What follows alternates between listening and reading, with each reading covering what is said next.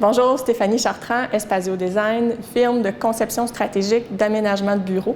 Donc, ce sont des services en design et en aménagement intérieur corporatif. Pour ce client-ci, Division SportRep, on a vraiment réalisé un aménagement de bureau identitaire à eux, autant pour charmer leurs visiteurs que pour stimuler leurs employés.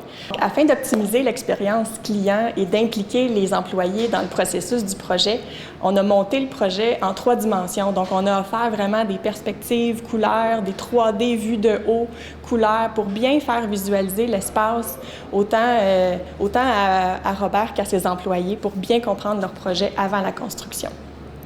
On a proposé un aménagement qui améliore la collaboration et la cohésion de l'équipe. Donc, l'aire ouverte est vraiment pour améliorer le travail d'équipe avec une cafétéria qui est à proximité, qui sert d'espace de socialisation, de rencontres informelles, tout ça, qui est proche du lounge dans la salle d'attente. Donc, la salle d'attente sert aussi de lounge pour les employés. Ça a 2 fonctions. Donc, tout est vraiment ouvert pour améliorer la communication. Il y a aussi une salle de concentration qui est bien importante pour les tâches qui demandent plus de focus, plus de travail de concentration. Ça, c'est vraiment essentiel quand on travaille en aire ouverte. En plus de ça, l'aire ouverte permet une belle diffusion de la lumière naturelle. Les fenêtres sont vraiment données à l'air ouverte et les bureaux, salles de conférence, salles de concentration sont toutes vitrées, donc ça permet une belle pénétration de la lumière naturelle. Les matériaux qu'on a utilisés, bon, c'est principalement du tapis, bien sûr, pour absorber le son. Ça l'atténue beaucoup la réverbération du son, étant donné que c'est un plafond de structure apparente, donc métallique. Ça reflète beaucoup le son. Fallait absolument utiliser du tapis. On a mélangé plancher de vinyle, effet bois, du tapis, donc ça fait un bel équilibre, mélange de textures, tout ça. Pour ce qui est des couleurs, on est allé avec des accents rouges, quelques bleus, pour vraiment aller reprendre les teintes d'un gymnase, de gymnastique, entre autres. Donc, en gros, ça fait un espace très accueillant et mieux adapté pour autant les clients, les visiteurs qui viennent, mais aussi les employés sont beaucoup plus stimulés par leur environnement de travail qui rappelle un peu la culture de l'entreprise et la mission de l'entreprise. Donc, pour vos projets de déménagement et de rénovation de bureaux, n'hésitez pas à nous contacter chez Espazio Design. Ça nous fera un plaisir de vous aider, car un espace de travail est aussi un espace de vie. Bonjour tout le monde, je m'appelle Marc-André Labarre, je suis président de Libre Aménagement de Bureau. On se spécialise dans l'aménagement d'espaces de travail en mode clé en main. Donc, on fait beaucoup de design, de gestion du changement, autant que de la construction puis du mobilier de bureau. Aujourd'hui, je suis ici pour vous parler de l'aménagement des bureaux de Division SportRep. Division SportRep, c'était un super beau projet. Quand on est arrivé, quand on s'est fait appeler par Robert pour venir voir c'était quoi leurs espaces de travail, on a vite réalisé que les espaces qu'il y avait avant étaient vraiment pas faits pour supporter leur super belle croissance qui est en train de vivre.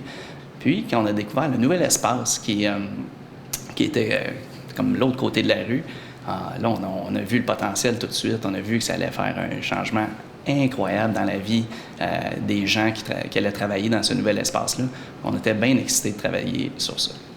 Fait que ce qu'on a fait, l'une des premières étapes avant de commencer quoi que ce soit, même avant de commencer le design, c'était d'être capable d'aller chercher, pour aider avec la gestion du changement, on voulait aller chercher l'opinion des employés. L'opinion par rapport à tout, là, par rapport à qu'est-ce qui se passe actuellement dans leur travail, qu'est-ce qu'ils aiment, qu'est-ce qu'ils n'aiment pas, qu'est-ce qui se passe par rapport à leur environnement de travail. Est-ce que le bruit les dérange, est-ce que le bruit les dérange pas? Puis ça varie là, vraiment d'une personne à l'autre. Il y en a qui aiment ça, il y en a qui n'aiment pas ça. Mais c'était bien important pour nous d'aller chercher l'input de chacun des travailleurs pour être capable, après ça, nous, de proposer un design qui allait faire du sens pour tout le monde. Une des premières étapes qu'on a faites pour être capable d'aller chercher cette information-là auprès des employés, c'est des questionnaires en ligne, donc un sondage qu'on a monté chez Libre pour être capable de vraiment aller chercher toute l'information rapidement de tout le monde en même temps. Suite à ça, on a fait des entrevues en personne avec chacun des employés, encore une fois, pour être capable de vraiment bien comprendre leur quotidien, puis les défis qu'il y avait pour être capable de trouver des solutions. Une chose qui était aussi pas mal importante pour nous de savoir, c'était pas juste de savoir ce qu'ils aiment, ce qu'ils n'aimaient pas, c'était aussi d'avoir leur crainte par rapport à ce changement-là. De changer d'environnement de travail, c'est quand même un gros changement là, dans la vie de quelqu'un. Puis c'était vraiment important pour nous de savoir, bien, qu'est-ce qui va se passer ou c'est quoi vos craintes par rapport à ce qui va se passer. Comme ça nous permet de l'adresser rapidement, puis de s'assurer que c'est un beau changement, puis de bien communiquer que c'est un beau changement et non quelque chose de menaçant pour eux. Maintenant, au niveau de la construction. Là, une fois le design terminé, Stéphanie nous a beaucoup aidé à développer un environnement de travail qui allait maximiser l'engagement et la productivité des gens dans leurs nouveaux espaces de travail. Et maintenant, il fallait le construire, cet espace-là. Puis quand on est arrivé dans le nouveau local, qui était une ancienne clinique médicale, on a réalisé qu'il y avait de la plomberie partout. Non seulement de la plomberie partout, ça implique des drains qui sont partout dans le milieu de l'espace. On a aussi réalisé, en démolissant le plafond, qu'il y avait 2 autres plafonds par-dessus. Donc, il fallait tout enlever, tout faire le ménage, parce que dans le nouveau design, on exposait le plafond pour aller chercher la hauteur, créer plus d'espace puis de volume. Mais là, pour ça, il fallait faire le ménage. Fait que c'était une belle surprise en partant, mais bon, on est habitué, on a fait le ménage, et on a tout mis ça beau. Ça nous a permis de continuer avec les travaux selon les plans prévus, puis de réaliser le projet dans le budget, puis dans les délais. Ça a été un projet qui a été super bien. On a eu une hyper bonne collaboration avec Robert et Sophie, nos clients. On est pas mal contents du résultat, fait qu'on est fiers de vous le présenter aujourd'hui. Fait que vous pouvez voir, faire un projet d'aménagement de bureau, ça peut être super simple. Nous, ça fait à peu près 300 qu'on fait qu'on a développé des techniques là, qui nous permettent d'être assez efficaces, qui nous permettent de vous guider dans ce chemin-là qui peut être un peu sinueux parfois, un peu risqué. Mais on en a fait notre rôle puis notre mission de guider nos clients dans le réaménagement de leur espace de travail, tout ça pour maximiser l'engagement puis la productivité de leurs travailleurs. Alors bonjour, mon nom est Robert Majot, je suis le président directeur général de Division Sport Rep et également des camps Gym Rep. Alors je suis ici pour vous parler des magnifiques installations qu'on a suite au travail qui a été fait par Labar Construction et Espasio. Je suis très, très content de ce milieu de travail-là qui est exceptionnel, qui est dynamique et qui est à l'image de notre entreprise.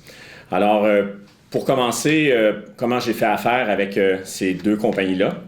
C'est des références que j'ai eues et au premier contact avec Marc-André, ça a été quelque chose qui a été facile, qui a été un déclic et j'ai su tout de suite que c'était l'entrepreneur que ça me prenait pour réaliser les installations qu'on a ici aujourd'hui.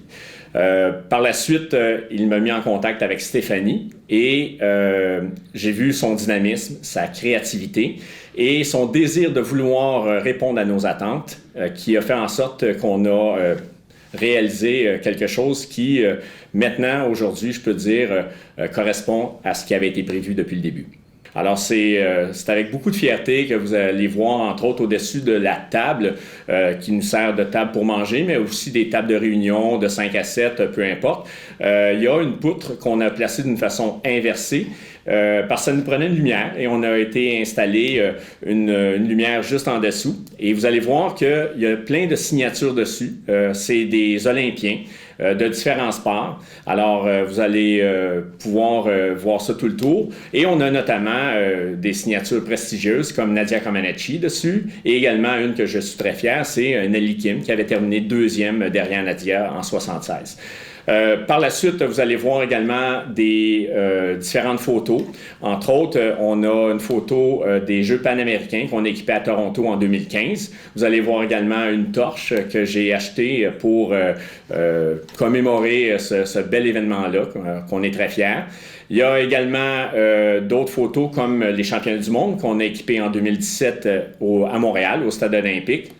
C'était la deuxième fois que le Canada recevait les championnats du monde. La première fois, c'était en 85. Et 32 ans plus tard, c'était à Montréal, encore au Stade olympique.